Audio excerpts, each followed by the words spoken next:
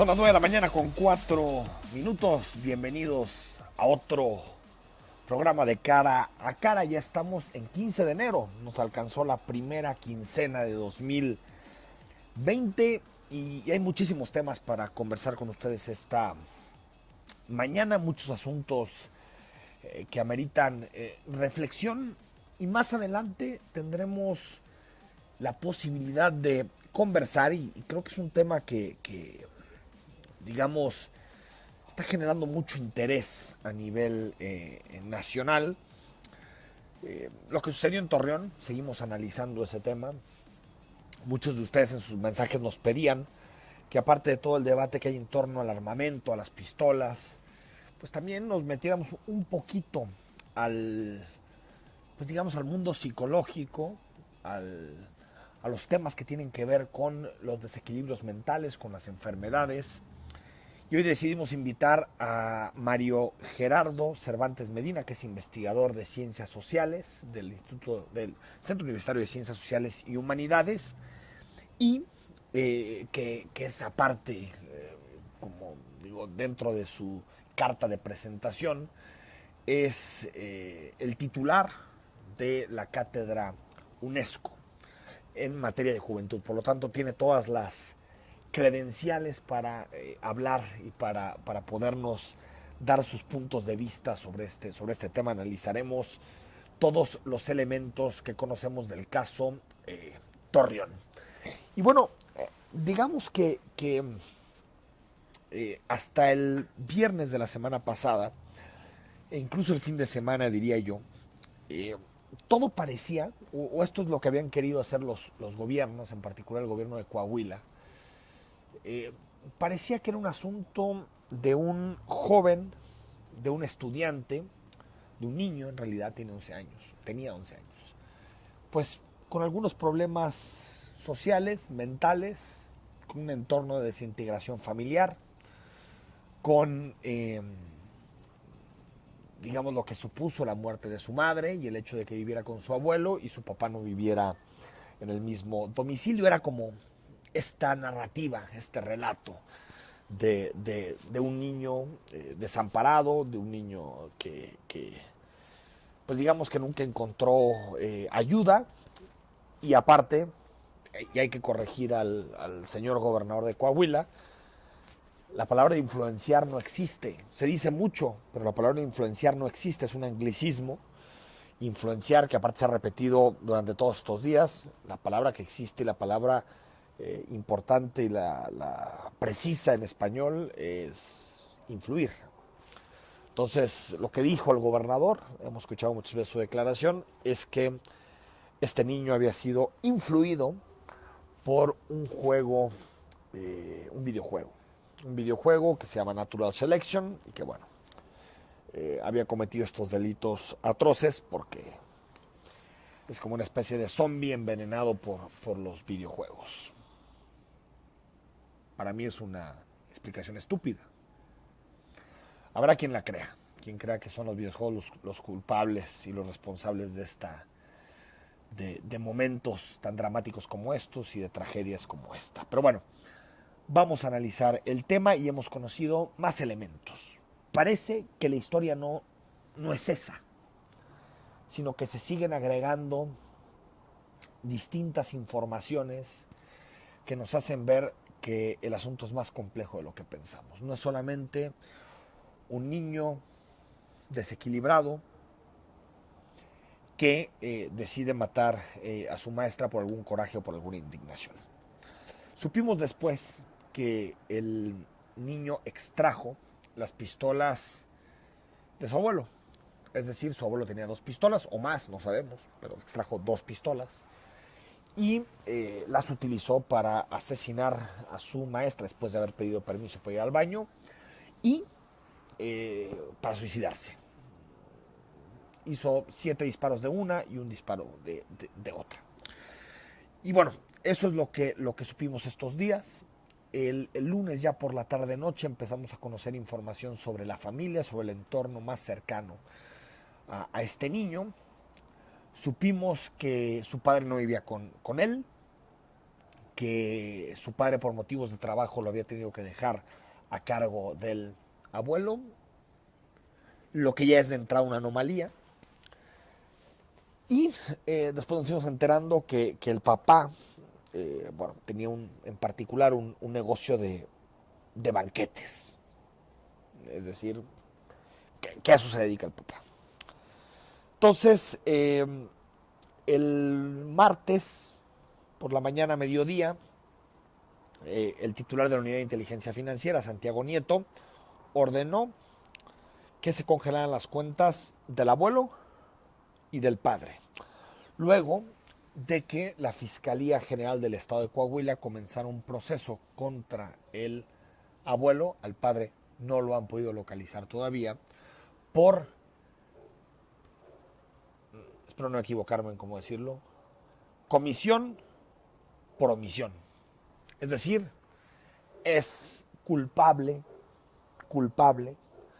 del asesinato de la maestra y el posterior suicidio de su nieto por haber sido negligente a la hora de, digamos, alejar a los niños, y en este caso a su nieto, de las armas. Por lo tanto, es igual de responsable o de culpable que el autor material del asesinato.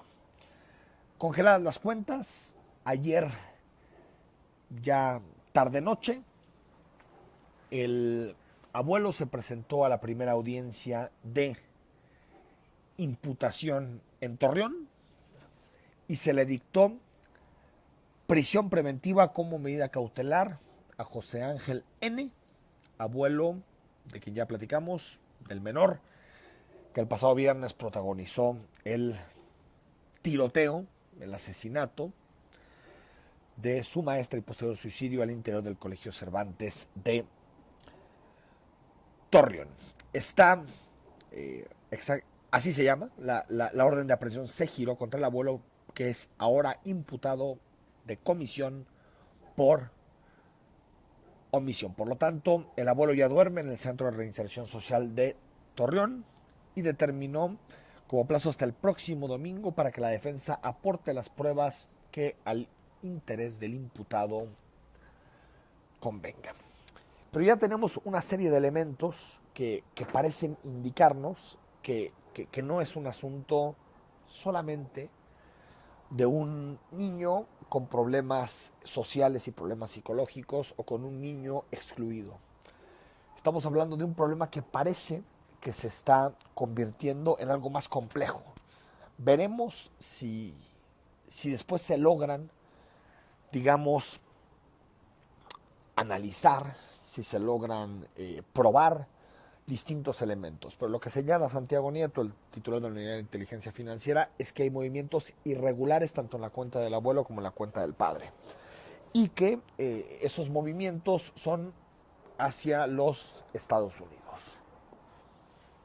Estamos frente a un entorno violento que propició, sin ningún tipo de justificación, porque yo siempre he creído en la responsabilidad individual y creo que por más que alguien pueda vivir en un contexto determinado, si bien es cierto, lo tenemos que analizar, explica también su comportamiento. Yo creo que la responsabilidad individual es de gran magnitud, es muy importante, aunque ahorita estamos hablando de un niño de 11 años, pero no sabemos si esto tiene una deriva o puede llegar a tener una beta que nos lleve hacia un tema, por ejemplo, criminal, un tema de crimen organizado, no sabemos. O si el niño, el autor material, es o creció en un ambiente muy complejo y que no lo pudo aguantar, incluso después de la muerte de su madre. Es decir, se agregan historias, se agregan escenas, esto no ha acabado y queremos entender el asunto de forma más profunda, por eso invitamos a un investigador, a un especialista, para analizar estos temas. Te recuerdo que el WhatsApp es el 3318 8076 41. Cuando volvamos, comenzamos la conversación con nuestro invitado y por supuesto al final del programa analizamos más temas que nos deja la coyuntura en Jalisco y a nivel nacional.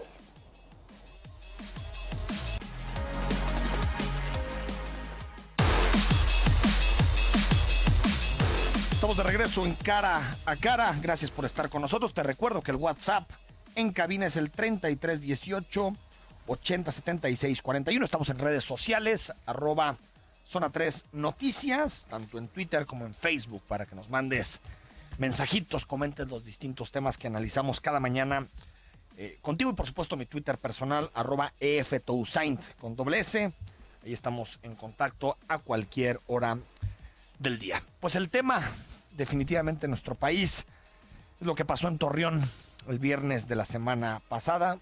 Usted lo sabe, un alumno de 11 años, un niño, que pide permiso para ir al baño, tardó mucho, su maestra va a encontrarlo y bueno, pues el niño tenía 2 armas, dispara contra la maestra, asesina a la maestra, hiere a 5 personas, físicamente a 5 personas, y al final se suicida. Esto ha generado todo tipo de debates, primero desde la regulación de armas en nuestro país. Hay que recordar que en México hay 17 millones de armas, es decir, 1 de cada 7 personas posee un arma en nuestro país. Este niño pudo acceder a las 2 armas porque eran de su abuelo y, por cierto, eran ilegales, pero más allá del asunto de las pistolas en específico, también se abren temas con relación a enfermedades mentales, psicológicos, sociales.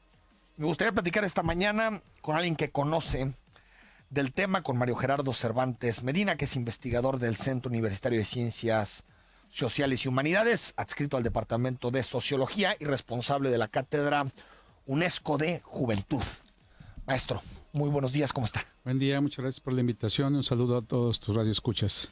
¿Qué piensas luego de ver los hechos de Torreón? ¿Qué es lo primero que pensaste? Pues que aquí hay un serio problema que es multifactorial, como tú decías, desde el punto de vista psicológico, social, de diferentes ángulos. Aquí todos somos culpables, tanto familia como sociedad, como todas las estructuras, el propio gobierno, el sistema educativo. Todos le fallamos a este niño, a José Ángel, porque si tú observas la historia del niño, tenía 11 años, estudiaba sexto de primaria, vivía con sus abuelitos, era producto de padres divorciados, fallece su mamá. Su madre. Entonces, la pregunta es, ¿dónde estaba el papá en el momento de que el niño empieza a jugar un videojuego? Porque esa es la otra cuestión, que el gobierno culpa a un videojuego, como si fuera el detonante el videojuego, cuando en realidad es bien fácil echar la culpa a otros, ¿no? Como gobierno no tenemos políticas públicas, no hay políticas públicas en juventud. Nosotros tenemos insistiendo desde el 2010 que debe de haber un centro de estudios en juventud. No conocemos a los jóvenes, no sabemos absolutamente nada de ellos. Inundan nuestras páginas de nota roja porque están metidos en el AMPA, y solamente el crimen organizado es el que los toma en cuenta, por decirlo de algún modo, los capacita, les da crédito a la palabra, les monta su changarro, les da una empresa con un futuro promisorio de 3, 4 años de vida como rico. Tú vives entre lujos, aunque después te cueste la vida. Y como los chicos que se enrolan fueron rechazados en la universidad, como es el caso de aquel chico que en una mañana nos horrorizamos, que había un montón de cadáveres en la glorieta de acá por la Pepsi. Sí. Resulta que cuando se investiga, pues era una célula de origen criminal, y había sido una mente brillante de un chico que, siendo estudiante de prepa 13, había sido muy buen estudiante, tramita medicina y no es admitido. Entonces, desde aquí, el acceso a la educación, la discriminación que hay en la selección para ingresar, desde ahí estamos fallando al no darle que todos los jóvenes tengan oportunidad de estudiar con ese derecho constitucional que tenemos en el tercero, donde se supone que es un derecho constitucional y donde es obligatoria desde el kinder hasta la preparatoria la educación. El Estado no provee.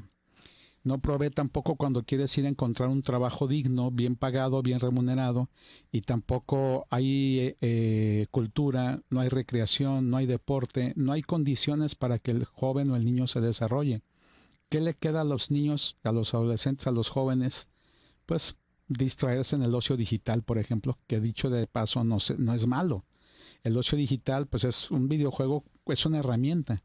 El problema es que el videojuego no lo ve a la edad adecuada. Hay clasificación como en el cine.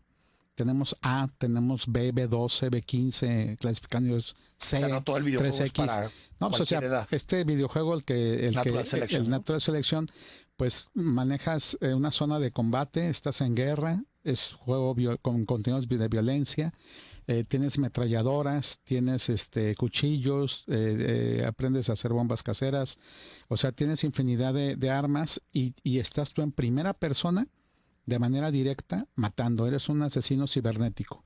Entonces, ¿qué tiene que hacer un niño de 11 años con un videojuego con estos contenidos, ¿no? Y obviamente las tecnologías de Internet es una herramienta que puede ser útil, puede ser que tenga ventajas, puede ser que tenga desventajas. Si lo empleas en el aula de manera adecuada, pues obviamente tienes muchísimo potencial para explotar en términos de contenidos, de información, etcétera. Pero si lo manejas todo el día para jugar un videojuego y todo el día, pues lo único que vas a crear es adicción a tecnologías, ¿no? Entonces es dependiendo cómo se maneje. Para el gobierno es bien simple decir, el niño trae esta vestimenta, por lo tanto se deduce que fue influenciado por este videojuego. Por cierto, por y estaba obviamente pues obviamente el niño vestía en su vestimenta, pero lo que llevaba el niño traía el nombre del videojuego de Natural Selection, solo que llevaba exactamente la misma vestimenta o uniforme que los dos estudiantes de preparatoria de la High School de Columbine de Colorado, Estados Unidos, que el 20 de abril de 1999 dos estudiantes masacran a 13 personas, dejan heridas a 24 y después ellos se quitan la vida. Es decir, no se sabe si la inspiración fue realmente el videojuego o a lo mejor fueron estos jóvenes no que sé eran si es el debate ídolos. Importante. O sea, digo, puede ser que algo inspire. Sí, puede. A veces cuando uno escucha, por ejemplo, la declaración del gobernador de Coahuila, sí, parece que quiere individualizar el problema, como decir, sí, es un niño que estaba loquito, sí, que tenía una familia desintegrada, rota, una especie de sociópata infantil, y es un asunto aislado. ¿No te suena como aquella declaración también desafortunada que hizo a John siendo secretario de Educación? Cuando se suicidó. Que lo mismo se dijo en el caso del juego suicida de que hace retos de la ballena azul. El 27 de abril de 2017, en la secundaria 71 mixta, se lanza del segundo piso un estudiante que intentó suicidarse. Sí, cierto. Y el secretario de Educación en turno dijo exactamente lo mismo que este gobernador, que había sido influenciada por un juego llamado Ballena Azul, que era obviamente una cuestión aislada, que era una cuestión, o sea, otra vez a culpar, ¿no? Y después, en el 2018 en España, este juego de los retos de la ballena azul cobra su primera víctima, una niña que fue guiada por un chico de 17 años que se encargaba de dirigir un suicidio colectivo desde Argentina. Es decir, para la autoridad va a ser muy cómodo decir, lo que pasa es que las tecnologías son cosas que están provocando, que están trastornando. Pues es irrisorio, es como echar la culpa al cine porque ves películas violentas, pues no quiere decir que salgas a matar gente. O sea, yo insisto, hay clasificaciones y un videojuego adecuado, en la edad adecuada, es lúdico y puede ser recreativo y puede ayudar. Tú juegas las redes sociales. Tú juegas Mario Bros, por ejemplo, a esa edad y estás feliz. Obviamente, insisto, aquí hay un montón de factores porque es multifactorial, donde pues obviamente en este caso pues los culpables somos todos. Yo considero que somos todos, tanto gobierno como sociedad, como iglesia.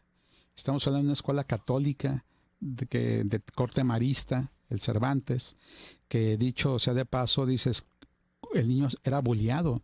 ¿Cómo permitir violencia escolar en una escuela católica?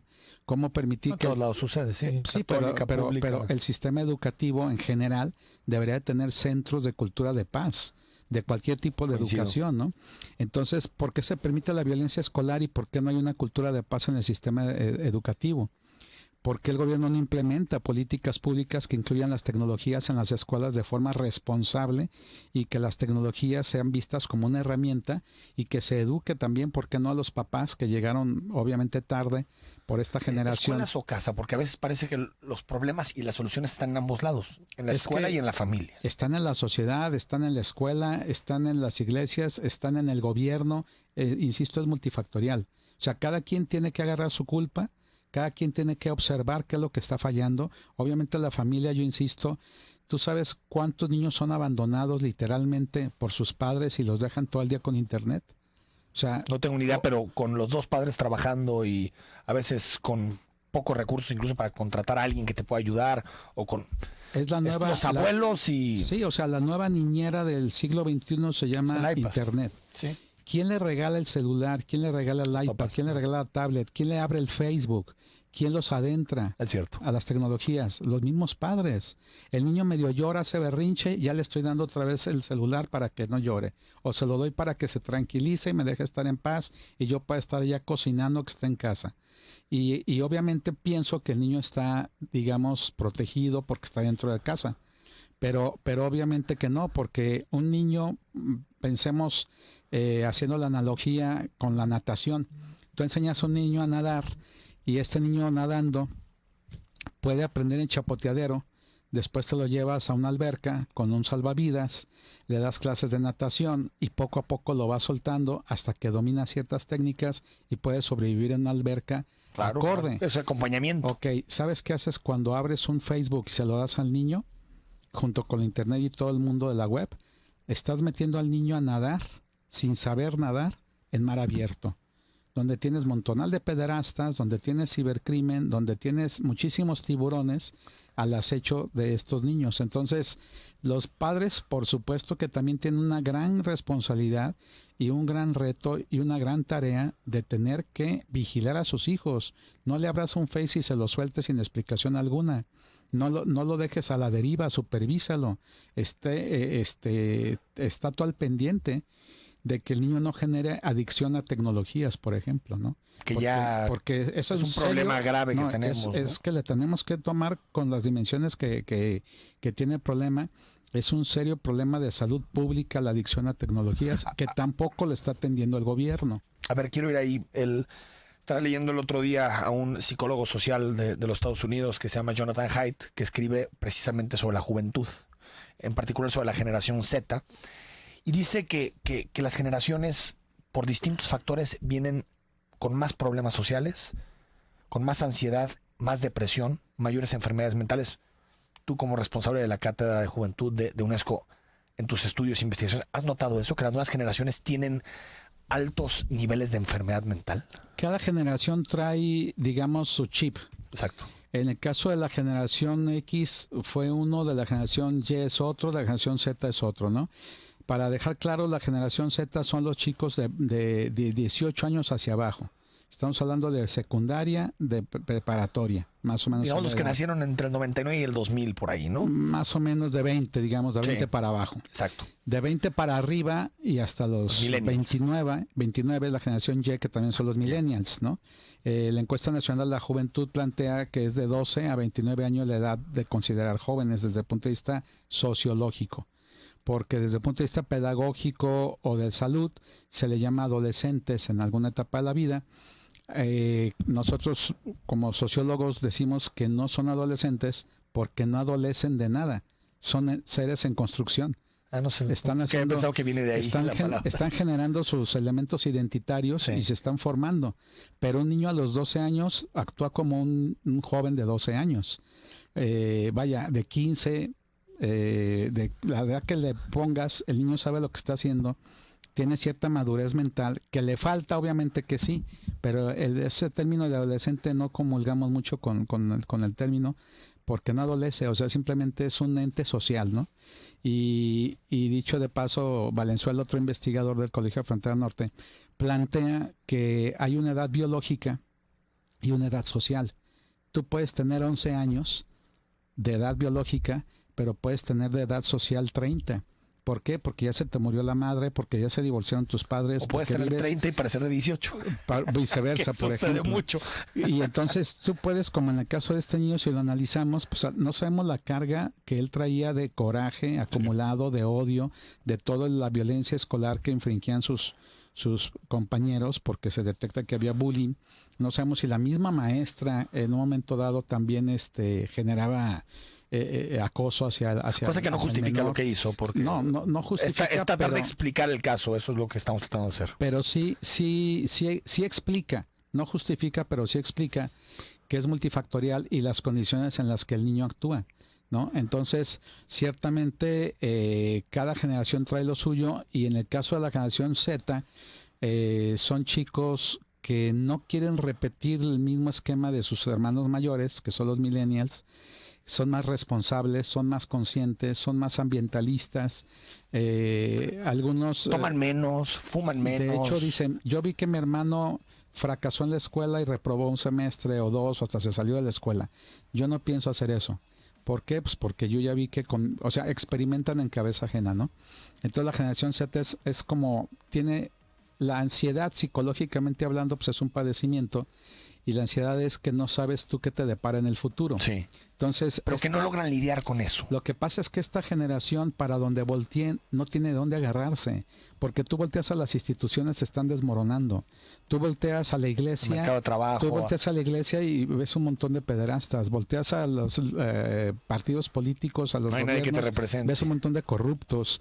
Volteas a donde voltees, a la misma familia, tus padres divorciados, que no está mal. Lo malo es que el padre se divorcia de la pareja o la madre de la pareja, pero no se divorcia jamás de los hijos, y sin embargo les da por abandonar en paquete todo, la responsabilidad de ser un padre proveedor y de ser un padre afectivo. Y entonces hay gente que dice, yo me divorcié, ahí nos vemos. Hay que se encargue. Hay que se encargue. Déjame ir al corte. Sí, Estamos claro. platicando, nos quedan muchos temas más esta mañana. Queremos analizar desde el punto de vista psicológico, social, lo que supone el caso Torreón.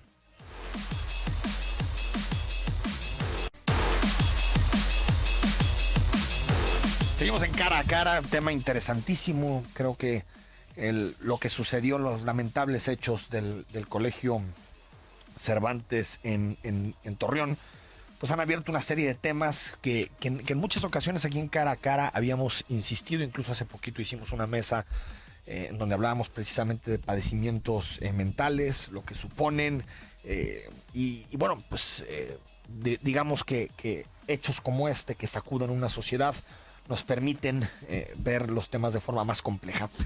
Mario Gerardo Cervantes Medina nos acompaña, es investigador del CUCH, forma parte del Departamento de Sociología y es responsable de la cátedra UNESCO especializada en juventud. Estamos hablando, cuando nos fuimos al corte, de la generación Z, y me decía, son más responsables, es una generación que no quiere repetir lo que vio en sus hermanos mayores, que son sobre todo millennials, y tienen esta parte, digamos, positiva.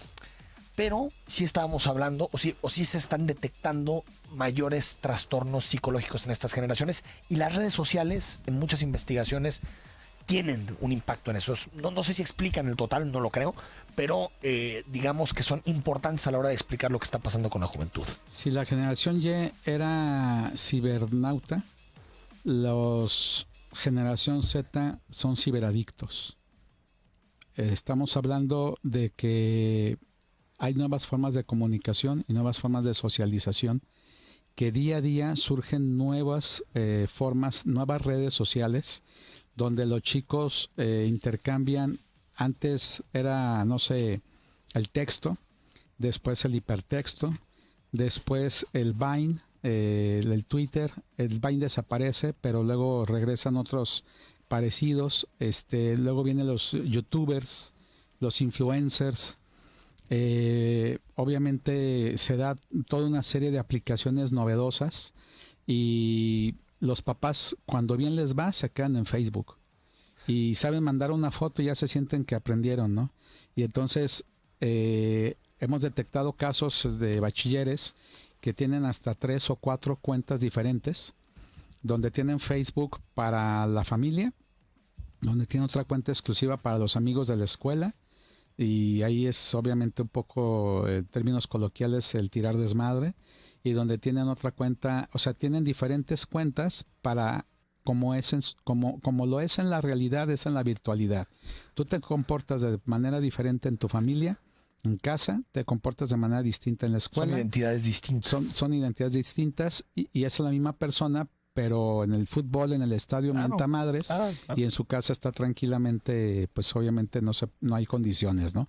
Entonces, los chicos burlan la autoridad porque dicen, mi mamá está agregada a mi Face, pero es solamente el Face de la familia, donde tengo primos, donde tengo la cara amable, la cara bonita, la cara del bien portado. Y obviamente desconocen que tienen otros 2 o 3 cuentas donde obviamente ellos hacen otro tipo de actividades que podrían ser moralmente mal valoradas o castigadas en el ámbito familiar, por ejemplo, ¿no? Entonces los chicos se las ingenian, inclusive pueden darse el lujo de tener el Facebook, pero pueden también tener Snapchat, pueden tener Twitter, tener Instagram, sí. Pueden tener otras cuantas redes sociales más. Y son multitask, que es otra característica de la generación Z. Tienen capacidad de kinestésica de poder escuchar y tienen la capacidad de estar oyendo al maestro en clase y de tener un chícharo en el oído escuchando su cantante favorito y estar dibujando en el cuaderno algo, y aún así poniendo la atención al profe. No es un problema de concentración lo que tienen, es un problema de que de que se aburren. Sí. Se aburren con solamente escuchar a un profesor escribiendo en el pizarrón. Porque están acostumbrados a la inmediatez. Porque el mensaje, si tú no capturas en los primeros segundos a un espectador, le cambias de canal, te vas a otro. En el YouTube tú tienes N cantidad de cosas que hacer, entonces estás viendo un video que no te gustó, en segundos le cambias, hasta si te están enseñando Hegel en la carrera de filosofía, hay un video de YouTube que en 20 minutos te explica lo que tal vez un profesor en 2 horas y media te puede explicar. En un tutorial tú planteas cómo resolver una ecuación, por ejemplo, ¿no? Entonces, las tecnologías están rebasando a las familias, están rebasando a la generación X, en este caso los papás, están rebasando que son la misma generación X que están en las aulas enseñando a los maestros. Y yo insisto en la falta de políticas públicas por parte de... Ahorita vamos a entrar en políticas públicas. ¿Por qué las redes sociales provocan ansiedad, depresión? ¿Por qué son el origen de eso? No es exactamente que la red social lo provoque, simplemente que las redes sociales son, dentro de todos estos factores, puede ser, digamos, que a la gente se le ve desde la mirada adultocéntrica. A ver, el chico está aislado, ya no convive, está comiendo y está en clase y esté donde esté metido en su celular. No quiere decir que no conviva, quiere decir que socializa de manera cibernética, que convive finalmente pero con otras personas en tiempo real de otras partes del mundo, no dentro de su aula o dentro de su familia. Tú estás mensajeando, te mandas un sticker a un grupo donde se están burlando de X situación, pues tú estás feliz en tu celular, pero estás en la hora de la comida y entonces como que nos hace falta saber diferenciar y dejar claras las reglas. O sea, si estás en la comida, estás comiendo, estás conviviendo, apaga todo el mundo su celular, empezando por el papá, y entonces deciden que todos comen y que todos conviven ahí de manera presencial. ¿Y no es también que mucho de la autoestima de la juventud también tiene que ver mucho con sus interacciones en redes? Por ejemplo, cuántos likes tienen, cuántos amigos tienen, lo que están pasa cuantificados, es que es una forma... y eso les genera también cierta angustia, depresión. Tal vez es distinto, tal vez yo soy millennial, generación Y, tal vez nosotros teníamos otro tipo de elementos, pero tal vez el estar tan vinculados y que su autoestima esté tan vinculada a la red puede provocarles trastornos. Lo que pasa es que hablamos en términos axiológicos de cuestiones ya de valores y de ética. Son valores nuevos que se van creando. No es valor nuevo, sino que va mutando el valor. Lo que antes para el chico ser popular en su escuela era ser el más guapo, el galancillo, el que era mejor jugador de fútbol y el goleador, o X. O que fueran más amigos a tu fiesta, ¿no? El amistoso, sí. Pero no había redes sociales y entonces el parámetro se tomaba en función de cuántos invité, cuántos llegaron a la fiesta, por ejemplo, ¿no? Y entonces ahora se toma cuántos likes tengo, pero sigue siendo el mismo afán de popularidad. Lo que cambia es que toma una dimensión distinta. Lo mismo ocurre con el bullying. La carrilla ha existido desde tiempos memorables, desde los filósofos griegos de la Edad Antigua. Platón era su apodo, nunca supimos su nombre. Estaba muy espaldudo y la carrilla de los amigos es que decía que parecía que traía un Platón. Y entonces se le queda Platón por el apodo. Bueno, que no ha tenido miedo de ir a la escuela por la carrilla que te iban a echar. Pero esa carrilla ha existido siempre. Sí. Toma una dimensión distinta No se ha vuelto cuando más. se hace ciberbullying. Claro. Porque tú te burlas de una persona, le pones un apodo, pero queda en un aula de 30 gentes y de ahí no Y pasa. después te cuentan. Y si más te va mal, quedas en la generación y se les olvida. Pero si lo subes al ciberespacio, el ciberbullying, que es permanente, y lo ven tus primos y lo ven Es tu huella digital para N siempre. cantidad de gente, y entonces obviamente que eso hace que tome otra dimensión la forma de ser joven. Ser joven en tiempos de la web no es nada fácil, porque está siendo bombardeado por medios de comunicación, por contenidos violentos en las canciones, en las películas, en las series, por todas partes, y luego dicen, es que ese niño era violento. Por supuesto que era violento, Su porque entorno violento. tú abres la radio y escuchas que el día de hoy había una finca con 29 cadáveres en no sé qué es parte de Tlajomulco, o no sé dónde, o sea, y abres el periódico y encuentras otro montón de noticias todas tenebrosas, y te pones a ver, no sé, una serie y ves ahí que están los hijos del narco y el narco de no sé qué, el Chapo y el regreso del Chapo y la fuga del Chapo y N cantidad Sí, de... todo es violencia, todo es violencia. Entonces, y pones la radio y lo mismo, o sea, las canciones, la música, todo, hay contenidos machistas, hay contenidos misóginos, hay violencia. Pero no son generaciones y más son- crueles. son Se hace bullying de forma más cruel. Lo que pasa es Que que... tal vez nosotros aprendíamos de los demás, de cómo echaba carrilla tu hermano mayor, tu primo, pero ahora con lo que hay en internet, pues te puedes encontrar unas formas impresionantes para lastimar y para humillar a otra persona. Claro, o sea, es donde yo digo que toma una dimensión distinta, Exacto. porque el aprendizaje, de repente tú ves un youtuber que se está burlando de una figura como la mamá. Y ¿se acuerdan cómo nos regañaba nuestra mamá? Y empieza a hablar mal en el sentido humorístico de la mamá. Y entonces pone del asco en la reflexión la forma de educar a la mamá. Entonces, cuando la mamá te regaña, te da risa porque dices, eso lo dijo Julanito, tal youtuber, que se burló de que su mamá lo regañaba así. Y entonces ahí los valores mutan. O sea, el respeto que tú generabas de una generación a otra y que nada más con clavarte la mirada te decían, retírate, no es plática para ti. Esa era una forma de infundir autoridad. Y había un cierto respeto y tú sin decir nada te desaparecías y te hacías invisible. Ahora de repente la mamá te regaña y te dice, a ver hijo, cállate, no te metas en la plática. Y el niño, ¿por qué no mamá? Yo también puedo opinar. Y saca entonces, el chiste de y es que ya estás como Julianito que dice que no sé qué. Y entonces cambia el respeto. No es que no deje de haber respeto, simplemente hay una forma nueva de ver el respeto. O sea, son generaciones más críticas.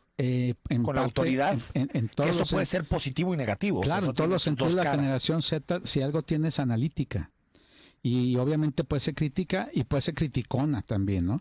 Entonces, siendo analíticos, tú te burlas de tu profe porque el profe da una clase nefasta y dices, este cuate siempre viene y nos cuenta su vida, no se mete al programa, no nos deja tareas, las que deja no las revisa, y estás tú analizando y cuestionando al profe cuando antes la figura del profesor decías, oye, sí. olvídate de que ahora escuchaba hay páginas como el tipo que apesta, el tipo apesta, pero las hay en profesores. Y entonces de repente tú te metes a páginas donde tú ves, te tocó con Julanito, es un maestro barco, que y todo es anónimo, poco no va, etcétera. Entonces, obviamente que las redes sociales vienen a revolucionar. Yo considero que esto no lo alcanzamos a dimensionar tanto, pero es como la revolución industrial en su época. Cierto, es una revolución tecnológica donde nos está cambiando la forma de vida, el estilo de vida, la forma de pensar y obviamente, insisto, nos están rebasando las tecnologías. Y ahí es donde debe de haber políticas públicas atinadas, debe de haber un centro de atención y prevención, adicción a tecnologías, cosa que tampoco lo hay, no existe. Vaya, en el gobierno no hay ni siquiera atención a adicción de las drogas tradicionales, ¿no? No, se caja, sí, pero ¿cuánta gente atiende y qué es lo que hace? Muy reactivo aparte. Y si realmente, o sea, no es preventivo, sí. o sea, etcétera. Entonces, Sí, es de buscar culpables. En el caso de este chico, regresando al tema, pues le salimos debiendo todos, sociedad, familia, gobierno, todos, iglesia, escuela, todos le salimos Maestro, debiendo. a ver, sobre la familia ya hablamos, el acompañamiento, la pedagogía que usted también decía en torno a las redes sociales, no dejar a los niños, a los jóvenes simplemente en un mar abierto en redes sociales, sino que ser capaces como padres de acompañarlos y también decirles qué es bueno, qué es malo, cómo se utilizan y tratar de disminuir riesgos. En las escuelas, ahorita está discutiendo mucho sobre mochila segura, si no, si se tienen que poner detectores de metales en las escuelas. ¿Qué hacer en las escuelas en particular para atender este tipo de problemas? Capacitar a los maestros para empezar. Porque el alcalde de Zapopan amaneció hoy con la idea Mochila segura. de que van a poner esta huella digital para ver quién entra. ¿Qué te sirve saber que un estudiante entró si el chico trae 2 armas, 22 calibre y 40 calibre y es alumno? Y ya detectó el detectador que sí es el alumno, pero el alumno va a ir y matar a la maestra como ocurrió en este caso y después se suicida. Entonces, ya pusimos detectadores, ya entran solamente los estudiantes. ¿Y eso qué? Eso no resuelve. Tenemos que ir de raíz a generar centros de cultura de paz. Tenemos que generar capacitación docente para que los profesores pues entiendan estos nuevos retos de ser maestros en tiempos de la web. Y obviamente le está haciendo muchísima falta al sistema educativo, insisto, y en general al gobierno en general, un centro de investigación en juventud. O sea, nosotros no sabemos, tenemos casos por allá, un investigador que estudia jóvenes, por acá otro, te puedo dar 10 nombres. Sí, los conocemos a la mayoría. Y entonces de repente dices, ¿y por qué no se juntan en un centro? ¿Por qué no se agrupan? ¿Por qué no hacen Hay muchos estereotipos talacha? con relación a los jóvenes, ¿no? Sí, o sea, y es nada más etiquetar a los jóvenes de violentos, es etiquetarlos o sea, y es bien cómodo para la autoridad. Es que el videojuego, no, espérate, no es por ahí. O sea, tu autoridad tienes una gran responsabilidad, tienes una gran culpa y tienes que atender y hacer políticas públicas atinadas, acorde, para que estos chicos no se vuelva a repetir el caso. Maestro, gracias por tu tiempo. Al contrario, gracias a ti. Mario Gerardo Cervantes Medina, investigador del Centro Universitario de Ciencias Sociales y Humanidades, pues esperemos que esto se debata de forma seria. Gracias. Al contrario. Vamos al corte y cerramos el programa.